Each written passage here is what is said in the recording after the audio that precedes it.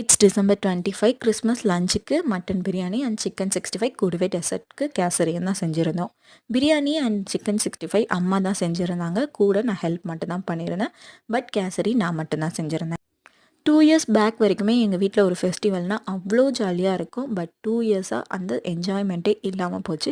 Because அப்பா இறந்து 2 years ஆச்சு. ஸோ ஒவ்வொரு ஃபெஸ்டிவலுக்குமே அவரை நினைக்காத நாளே கிடையாது. ஸோ எங்களால் அந்த ஃபுல்ஃபில்லாக அந்த என்ஜாய்மெண்ட்டை அனுபவிக்க முடியல.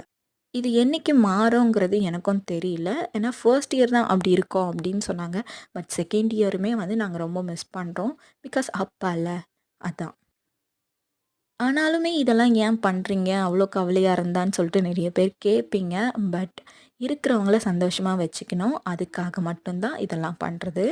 இந்த கிறிஸ்மஸ்க்கு நீங்க யார மிஸ் பண்ணீங்க? அண்ட் ஒவ்வொரு ஃபெஸ்டிவலுக்கும் நீங்க யார மிஸ் பண்றீங்கன்னு சொல்லிட்டு கமெண்ட்ஸ்ல சொல்லுங்க. பாய். நெக்ஸ்ட் வீடியோல பார்ப்போம்.